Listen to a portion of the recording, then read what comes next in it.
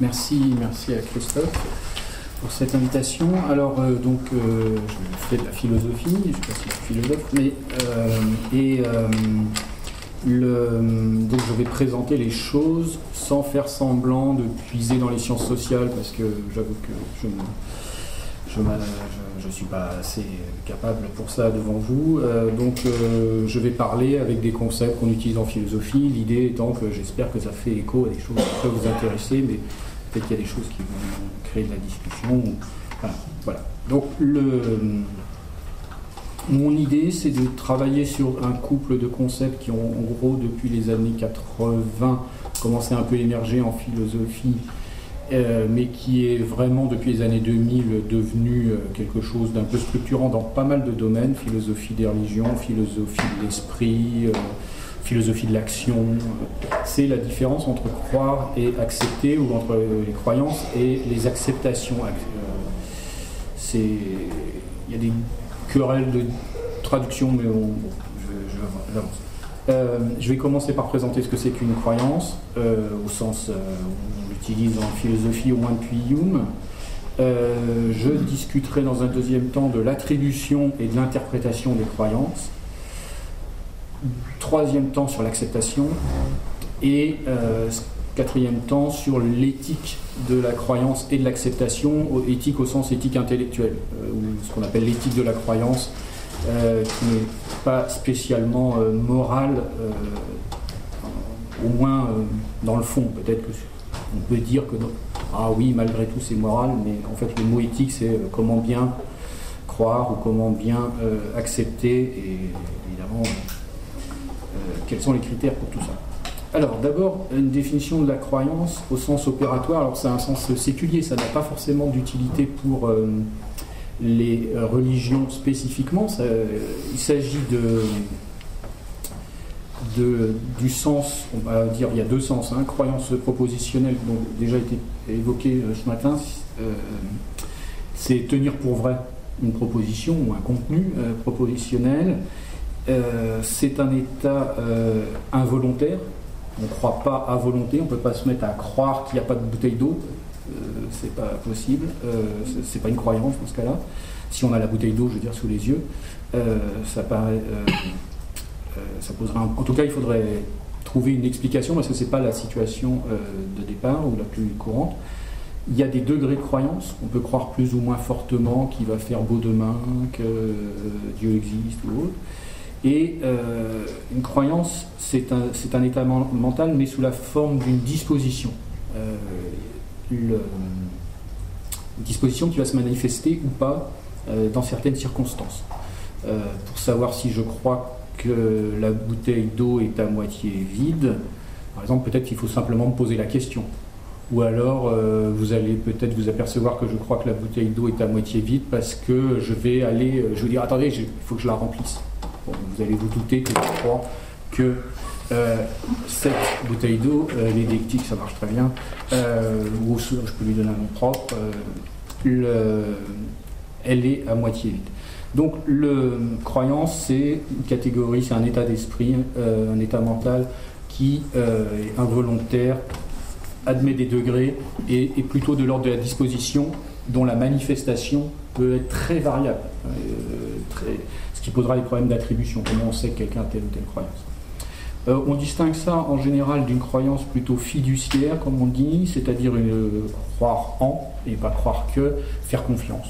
J'ai confiance en quelqu'un, et je peux avoir aussi confiance en un idéal, je crois en la révolution, ou je peux avoir confiance en une valeur, je crois en la liberté, ou je crois en Dieu. Alors, c'est plutôt les croyances propositionnelles qui vont m'intéresser. Je vais expliquer pourquoi. Parce que, en fait, si vous avez... Par exemple, si je peux attribuer de manière assez raisonnable à quelqu'un qui croit en la parole de son ami, une parole précise, cette confiance, elle suppose des croyances propositionnelles. Il faut déjà basiquement croire que son ami est fiable, que son ami existe, que ce dont il parle de quelque chose qui risque d'avoir lieu avec une forte probabilité, sinon on ne me ferait pas confiance. Donc je ne sais pas si, enfin je ne sais pas, en 2 minutes je ne vais peut-être pas traiter ce problème, mais c'est une question de savoir si on peut réduire la confiance à une croyance à un ensemble de croyances propositionnelles, plus peut-être des désirs, des états affectifs. Mais je vais plutôt me concentrer sur les croyances propositionnelles pour des raisons, on verra après, et laisser un peu de côté l'aspect confiance.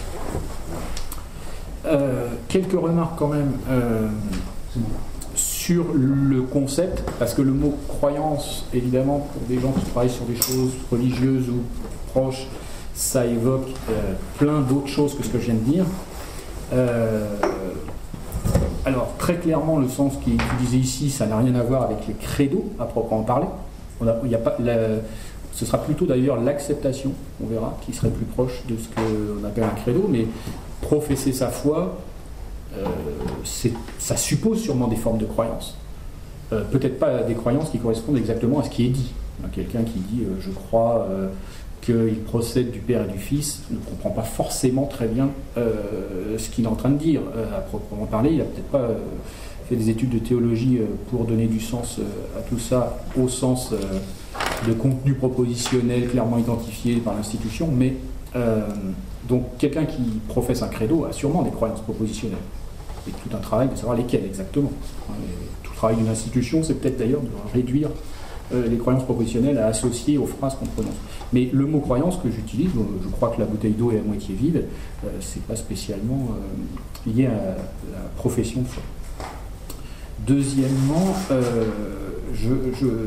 ça aussi ça a été discuté ce matin, l'opposition croire-savoir, elle est à manier avec précaution probablement, parce que savoir c'est croire avec de bonnes raisons dans la tradition, depuis au moins Platon. Et si par exemple je sais qu'il y a une bouteille d'eau, j'ai peu de chances de me tromper, si je le sais, c'est parce que d'abord je crois qu'il y en a une, parce que je tiens pour vrai qu'il y a une bouteille d'eau, croyance propositionnelle, mais aussi j'ai de bonnes raisons de le croire. On verra parce que je fonctionne bien, je ne suis pas sous hallucinogène, il n'y a pas de brouillard, donc ma perception fonctionne plutôt bien, donc elle est fiable, et donc c'est tout à fait justifié de croire qu'il y a une bouteille d'eau, et c'est tellement justifié, on a atteint un tel degré de justification que probablement on peut appeler ça un savoir. Alors, donc le mot croyance, le concept de croyance tel que j'utilise, c'est vraiment un concept opératoire qui est propre à une tradition philosophique, mais qui, par simplement le mot utilisé, peut provoquer des malentendus, typiquement des confusions. Alors, je vais essayer de rester dans mon cadre, surtout croyance propositionnelle. Alors, maintenant, l'attribution, et le deuxième point, l'attribution et l'interprétation des croyances. Alors, quand on attribue une croyance à quelqu'un, on attribue la capacité à cette personne à se représenter sur le monde qui l'entoure, ou quelque chose, ou lui-même, mais cette représentation, elle n'est pas à comprendre indépendamment de l'action. Le concept de croyance, comme il renvoie à une disposition, c'est une disposition à la fois à penser d'autre chose. Si je crois que P implique Q, et si je crois que P, j'ai un bon point de départ pour croire que Q, mais ça peut être aussi disposé à agir, par exemple à dire des choses. Je crois que la bouteille d'eau est à moitié vide, donc je dis, je sais pas, il faudrait aller en chercher d'autres. Où je peux évidemment faire des actions sans rien dire sur la base des croyances. Donc la croyance est à la fois de l'ordre de la représentation et aussi de ce qui fait faire des choses, et on pourrait formuler ça sous forme conditionnelle. Une sorte de test pour repérer les croyances, et si on demandait dans de bonnes conditions, on va dire à X si P, X répondrait P. Alors, le problème, c'est que ça, c'est très très idéalisé. Ça marche rarement aussi facilement. Alors, ça marche pour les bouteilles d'eau, mais peut-être pas pour les questions qui vont vous intéresser à proprement parler. Mais c'est la base du concept, c'est-à-dire que un bon test, ce serait de faire dire quelque chose à la personne qui reflète, qui exprime sa croyance, qui est d'ailleurs pas forcément la formulation exacte de sa croyance, mais qui signale qu'il a sa croyance. Mais il y a toutes sortes de problèmes, et un problème très simple, c'est que quelqu'un peut très bien avoir une croyance, mais avoir aussi d'autres états mentaux qui empêchent la croyance de se manifester. Par exemple, la peur, un exemple très simple, peut empêcher quelqu'un de manifester ce qu'il croit. Et ça pose toutes sortes de problèmes pour l'attribution. Alors, l'attribution de croyance, d'abord, je pense que ce qui est intéressant, enfin ça doit faire écho à ce que vous faites, et ça a un rapport avec la question du sujet qui occupe le groupe, c'est une attribution qui est souvent contextuelle, c'est-à-dire que ce serait très étrange de m'attribuer la croyance que la bouteille d'eau est à moitié vide sur quelque chose de très long en substituant des bouteilles, etc. C'est-à-dire que là, en ce moment, vous pouvez me l'attribuer si je voulais faire ceci, cela, mais et je pense que c'est intéressant, je pense à ça parce que pour avoir lu Albert Piet, Albert Piet dit le croyant pense que Dieu, d'après son enquête, c'est quelqu'un qui peut être absent ou présent. Alors c'est un peu étrange si on regarde la définition théologique ou métaphysique de Dieu qui est censé être permanent et jamais... mais dans la situation de l'enquête, il est là ou il n'est pas là. A priori, par définition, Dieu est omniprésent. Je veux dire, il est partout présent d'une manière ou d'une autre. Ça, c'est dans la définition traditionnelle. Mais l'attribution de la croyance qu'il y a un Dieu, elle peut très bien être ponctuelle. Elle peut très bien ne pas avoir de pertinence dans d'autres contextes. Alors, c'est parce que la disposition, je ne sais pas, se met en sommeil ou vraiment peu stimulée à s'exprimer. Donc, l'attribution de croyance, probablement, a besoin de se limiter à des contextes précis. Il ne s'agit pas donc de présupposer des sujets comme ça, bien construits, bien fermés, bien cohérents, qui ont un système de croyance bien stable et durable, et puis qui apparaissent de temps en temps, il suffit de les stimuler. Probablement, le concept de croyance ne présuppose pas ce genre de stabilité et de durée. Donc l'attribution va être contextuelle, et un point important, c'est que l'attribution va être holiste, au sens où on ne peut pas attribuer une croyance à quelqu'un sans en attribuer plusieurs, ou sans essayer de situer la croyance qu'on attribue parmi d'autres croyances. Par contre, ce qui va m'intéresser pour la suite, c'est pas parce que pour attribuer les croyances à quelqu'un, une croyance à quelqu'un, il me faut attribuer d'autres croyances, que l'évaluation d'une croyance a besoin d'être holiste. Parce que si tout est holiste, c'est-à-dire si les croyances n'ont de sens que les unes par rapport aux autres, on va se retrouver avec des réseaux de croyances, et on va vite virer à une forme de relativisme où chacun a ses systèmes de croyances, et on se demande d'ailleurs comment ils peuvent communiquer ou s'ajuster les uns aux autres. Or, si on raisonne comme ça, effectivement, il n'y a plus d'évaluation, et j'essaierai de montrer quand même que l'évaluation joue un rôle important en lien avec le concept de croyance. Donc c'est pour attribuer, j'ai besoin d'être holiste, mais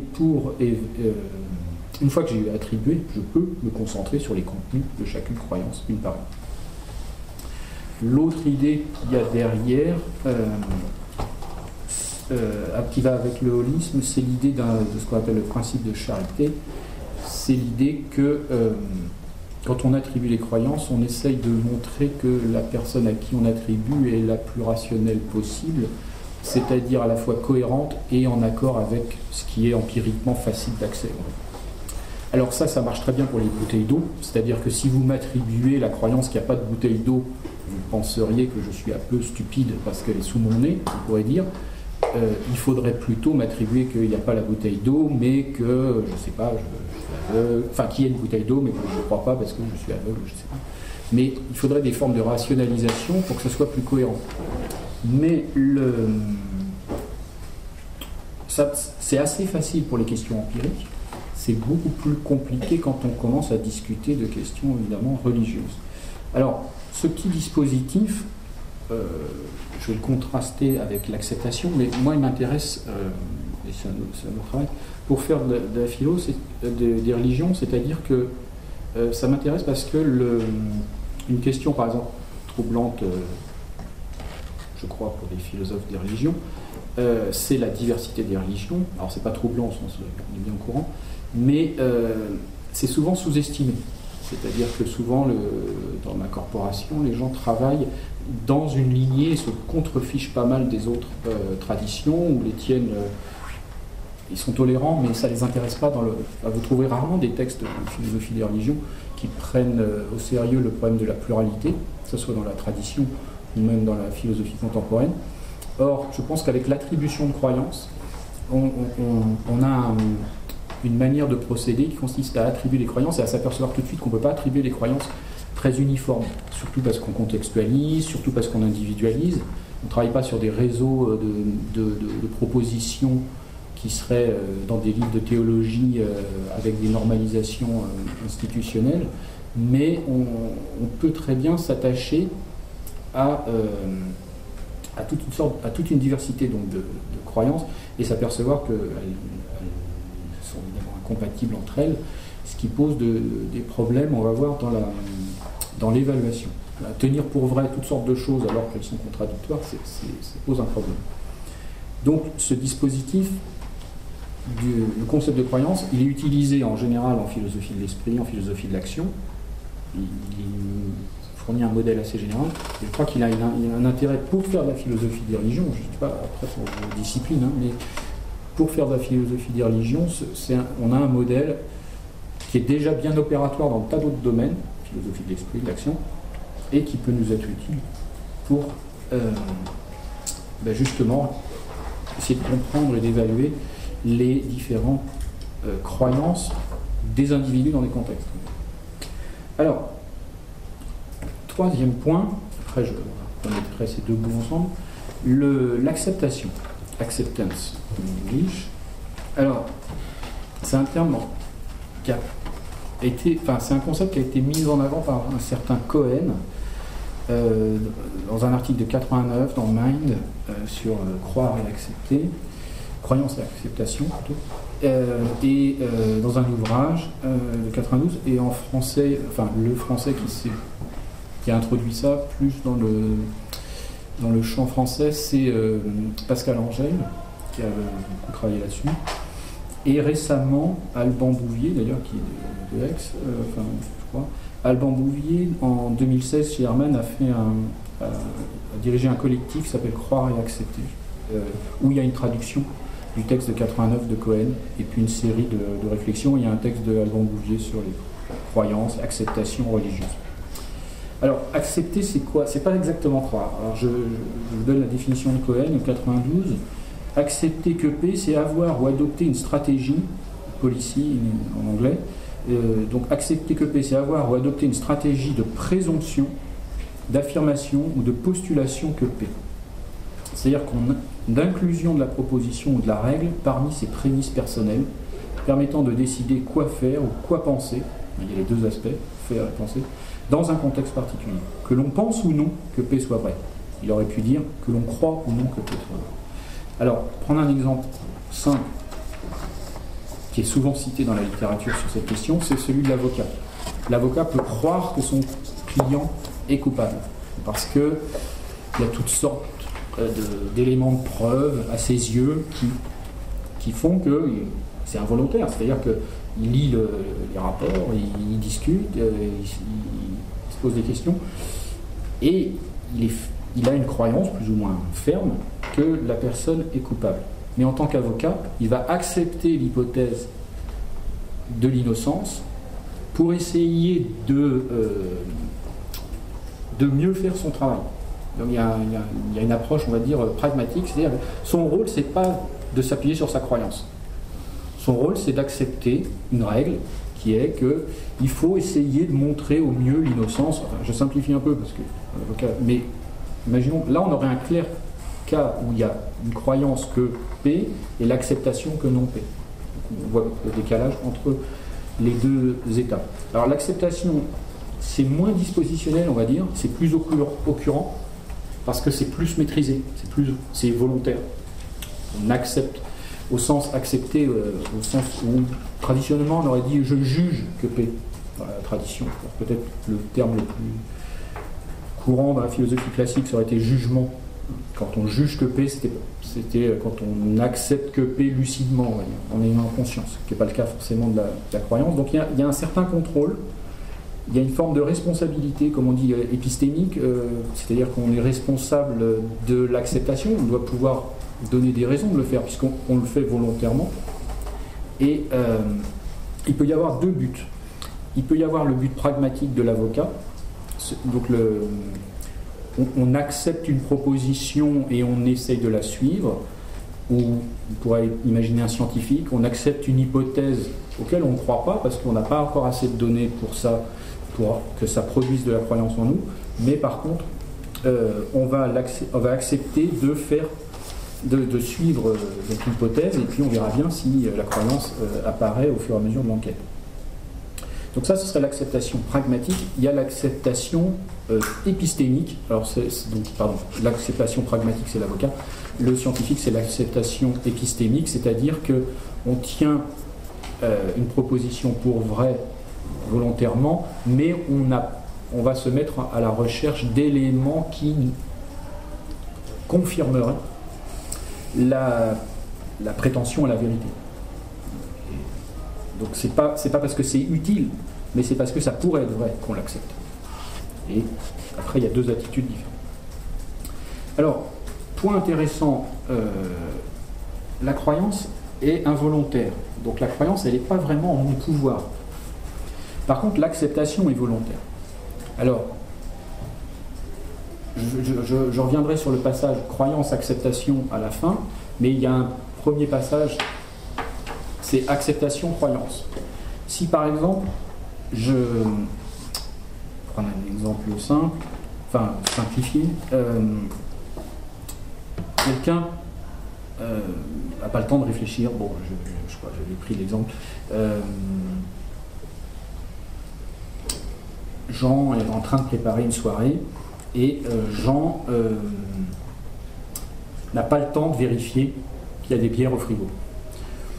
Il se dit, pour être efficace, il ne faut pas que je me disperse, j'accepte l'hypothèse, il y a des bières au frigo. Il fait son travail par ailleurs, je ne sais pas quoi, mais il passe tout son après-midi sur cette hypothèse et pour avancer. Il est possible qu'au bout d'un moment, à force de tenir volontairement cette idée pour vrai, ça devient une forme de croyance au sens où passivement, à force d'agir comme si il y avait de la bière au frigo, il va finir par y croire. C'est-à-dire qu'il va finir par perdre évidemment, ça peut finir de manière dramatique, il n'y a pas de bière, mais je pense à ça parce que c'est exactement ce que dit Pascal. Alors, il ne parle pas des bières au frigo, mais il n'y a pas de frigo, mais il y a peut-être de la bière.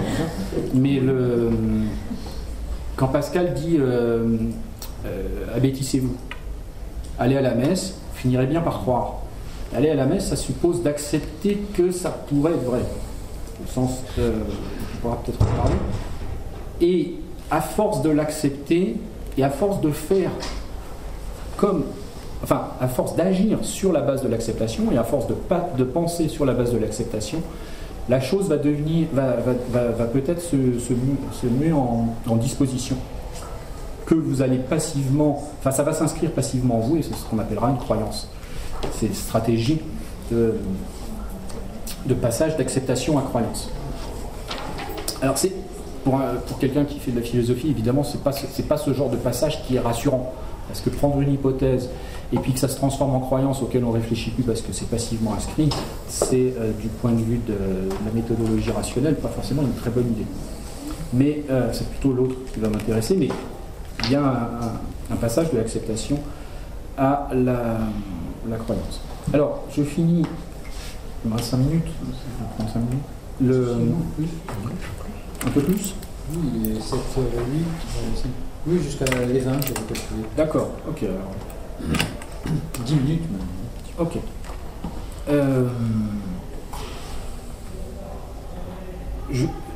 Pour finir, je vais finir sur mon 4e point sur ce qu'on appelle l'éthique de la croyance et de l'acceptation. Alors, ce qu'on appelle éthique, dans ce cas-là, ce serait ce qu'on appellerait une éthique intellectuelle. C'est qu'est-ce qui va justifier. Enfin, il y a deux choses. Il y a qu'est-ce qui justifie, qu'est-ce qui autorise qu'est-ce qui garantit ma croyance, ou la croyance de quelqu'un. C'est-à-dire, puisque croyance, c'est propositionnel, c'est tenir pour vrai que, il y a le concept de vérité qui fait partie de la définition de croyance, et vérité en un sens simple, hein, il est vrai qu'il y a une bouteille d'eau, un peu plus compliqué que ça. Ce concept de vérité est normatif. Parce que pour tenir quelque chose pour vrai, c'est pas se tromper. Donc cette différence entre l'erreur et la vérité est importante parce que il y a des choses à faire pour éviter l'erreur, il y a des choses à faire pour atteindre la vérité. Donc l'éthique de la croyance se pose cette première question. Qu'est-ce qui justifie, autorise ou garantit quelqu'un qui prétend la vérité? Et puis ça peut avoir un sens un peu plus précis. Quelles sont les obligations que l'on doit suivre? Là, ça ressemble déjà plus au concept d'éthique au sens traditionnel. Quelles obligations suivre? Par exemple, ne pas prendre ses désirs pour de la réalité, une obligation simple, ou quand vous avez un doute, il est préférable de faire une enquête, une vérification, d'en discuter avec quelqu'un d'autre. Enfin, ça peut être de l'ordre du conseil, ça peut être de l'ordre du commandement, il y a des variations selon les auteurs. Mais donc une question de qu'est-ce qui peut autoriser à croire, et puis de l'autre, qu'est-ce qu'il faut, quel principe ou quelle règle, au sens plus fort de l'éthique de la croyance, quels principes et quelles règles suivent. Alors, en général, on distingue deux grandes familles, ou plutôt on a distingué, parce qu'après il y a une sorte de consensus qui s'est créé. On a distingué dans la philosophie récente, depuis les années 70 jusqu'à récemment, une approche, on va dire, internaliste et une approche externaliste. L'approche internaliste, c'était l'idée que pour avoir le droit de croire rationnellement, il faut avoir conscience des bonnes raisons qui autorisent justement à croire. C'est-à-dire, il ne suffit pas de dire « Ah oui, la bouteille est à moitié vide », encore faudrait-il que j'ai à peu près conscience que je perçois correctement dans un milieu favorable à une perception efficace que la bouteille d'eau est à moitié vide. Alors, cette approche internaliste, par exemple, on la trouve classiquement chez Descartes, chez Locke et chez des auteurs des Lumières, mais plutôt chez des gens comme Descartes ou Locke au départ. Mais ils avaient construit tout un dispositif de doute, de réflexion, et qui insistait beaucoup sur la responsabilité du sujet par rapport à ses croyances. Il faut absolument vérifier, pouvoir apporter des raisons de croire. Ça a été globalement jugé comme complètement exorbitant. C'est-à-dire que je peux avoir des croyances justifiées sans avoir bien conscience de ce qui se passe. Par exemple, je n'ai pas conscience véritablement du fonctionnement cognitif qui m'amène à bien percevoir. Il me faudrait faire des études de psychologie cognitive sur la perception pour être capable de faire ça. Or, on ne peut pas dire que celui qui perçoit n'est justifié dans les croyances perceptives qu'il développe que s'il a bien conscience de toutes les bonnes raisons qui fait qu'il croit de manière justifiée. C'est impossible. Donc l'exigence internaliste a été jugée complètement démesurée et liée à des dispositifs faits par Descartes. Un jour, je me suis dit, je vais douter de tout, bon, maintenant je vais tout vérifier, etc. Bon, d'accord, mais même Descartes n'a probablement pas fait ce qu'il disait, et même s'il l'avait fait, c'était un dispositif très spécial. On ne peut pas exiger ça de quelqu'un pour qu'il soit rationnel. C'est une exigence complètement démesurée. Donc l'approche externaliste a été beaucoup plus mise en avant. L'approche externaliste consiste à dire, en gros, c'est une famille d'éthique, une croyance est justifiée ou bien garantie ou autorisée si elle est issue d'un processus fiable. Alors, par exemple, la perception, pour des raisons de survie liées à nos ancêtres, c'est un processus qui a été sélectionné pour sa fiabilité, notamment pour les objets qui m'entourent, peut-être pas pour les électrons. Parce que ça, pour la survie, c'était pas la peine d'être capable de percevoir les électrons. Mais cette approche externaliste, donc, fait que le sujet n'a absolument pas besoin d'avoir conscience des raisons qui l'autorisent à croire et qui font que ce qui tient pour vrai est justifié. C'est même intéressant parce que ça permet même d'inclure certains animaux dans des processus fiables de croyance. Et donc ça élargit énormément le domaine de la rationalité des croyances. Maintenant, ce qui a été souligné aussi, c'est que enlever tout élément internaliste de l'éthique de la croyance, c'est peut-être aussi exagéré que de vouloir mettre que des éléments internalistes. C'est-à-dire qu'il y a des situations, quand il y a des doutes, notamment, des doutes justifiés, qui font qu'on ne peut plus croire de manière justifiée en présence d'un doute, sauf si on fait un effort d'une certaine réflexion ou d'un certain examen des raisons de croire. Et pour ça, il faut être en situation d'être poussé à le faire. Et ça, c'est les situations de doute. Alors, pour l'acceptation, là, je m'appuie sur ce qu'a résumé, on va dire, Alban Bouvier, là, dans son article de 2016. Pour l'acceptation, alors, plutôt, pour aller plus vite, pour aller à la fin, quel rôle peut jouer l'argumentation ou la discussion argumentée par rapport aux croyances et aux acceptations? On a envie de dire, pour les croyances, la discussion, l'argumentation, ça ne sert à rien, puisque la croyance n'est pas volontaire. Donc c'est pas parce qu'il va y avoir un argument, même très bon, très clair, très bien fait, très formellement parfait, et avec que des prémices vraies, si la personne croit, elle n'a pas le pouvoir de croire ou pas croire à volonté.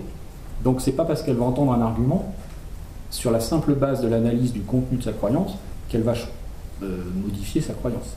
Ça ne peut pas être aussi direct, puisque la croyance n'est pas en notre pouvoir, donc il faut quelque chose d'un peu différent. Sur l'acceptation épistémique, j'accepte une hypothèse. Ben là, on voit bien que la discussion, l'argumentation va jouer un rôle important, parce que si j'accepte une hypothèse et que quelqu'un me donne un argument ou un contre-argument, je suis déjà disposé à l'écouter et à faire varier mon acceptation de l'hypothèse, puisque j'ai la maîtrise volontaire de mon acceptation ou de ma non-acceptation. Pour l'acceptation pragmatique, la discussion, l'argumentation, la réflexion va devoir plutôt porter, non pas sur le contenu de ce qui est accepté, mais sur les fins ou sur l'utilité. Puisque c'est l'avocat, ça ne sert à rien de lui dire « mais tu vois bien que ton client est coupable », ce n'est pas son problème. Donc, ce qu'on pourrait lui dire, c'est... Enfin, c'est pas son problème, par rapport à mon exemple. Ce qu'on va lui dire, c'est plutôt « mais est-ce que c'est vraiment utile que tu le supposes innocent à ce point-là » par exemple. Et si la discussion porte sur les raisons, les buts, l'utilité de son acceptation, eh bien justement l'acceptation pragmatique peut être mise en discussion. Il y a des acceptations aussi de second ordre, par exemple, en tant que membre de tel groupe, je vais accepter de tenir pour vrai qu'il faut vénérer le pape, par exemple. Si vous me dites que le pape n'est pas fiable, ça ne marche pas, parce que là, vous pouvez vous attaquer peut-être à une croyance. Mais si par contre vous montrez que l'engagement que j'ai pour la fiabilité du pape n'est même pas celui, je sais pas, des cardinaux, alors là, je vais être affecté parce que je me dis cet engagement collectif, les autres ne le font pas, et moi, je le fais. Et donc là, on peut attaquer par la discussion une forme d'acceptation plus socialisée ou plus collective. Alors, en tant que philosophe, ce qui, moi, m'intéresse, c'est de discuter des contenus croyances. Mais on ne peut pas le discuter, ça ne sert pas à grand-chose, puisque la croyance n'étant pas dans le pouvoir des agents, ça ne sert à rien de discuter trop directement, puisque ça n'a pas d'effet. Ce qui est important, par contre, c'est sur l'acceptation épistémique qu'on peut avoir des effets. Mais l'acceptation épistémique, ça veut dire déjà que la personne doit être mise en situation de réfléchir à quelque chose comme une hypothèse.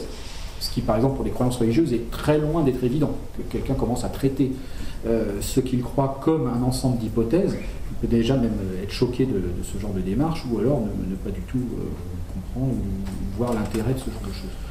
Donc, pour un philosophe des religions, on va dire, ce qui est important, c'est d'arriver à créer une discussion sur les contenus. Les discussions, elles ne peuvent pas apparaître directement. Par contre, on peut apparaître sur les raisons d'accepter.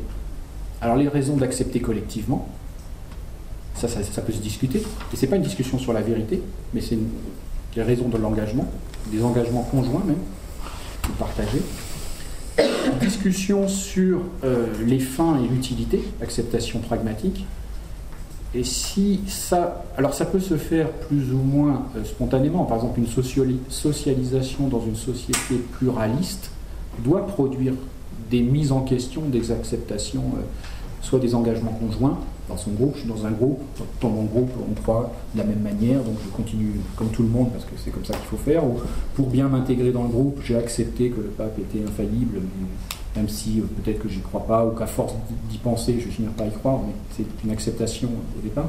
On peut discuter donc les modalités d'engagement conjoint, les modalités sur les fins et sur l'utilité de l'acceptation pragmatique, en espérant qu'à un moment il y ait une acceptation épistémique qui se mette en place, c'est-à-dire que ce qui est cru devient un objet de discussion, c'est-à-dire que ça devient un objet d'hypothèse, parce qu'il y a eu des doutes, parce qu'il y a eu des remises en question, et qu'à ce moment-là, ça peut devenir un objet, enfin le contenu peut devenir un objet lui-même de discussion, et après, travailler sur le contenu, pour éventuellement modifier ou en tout cas mettre en question les croyances elles-mêmes, qui seraient étranges d'attaquer directement, puisque encore une fois elles ne sont pas du ressort de la volonté de la personne qui croit. Voilà. Merci.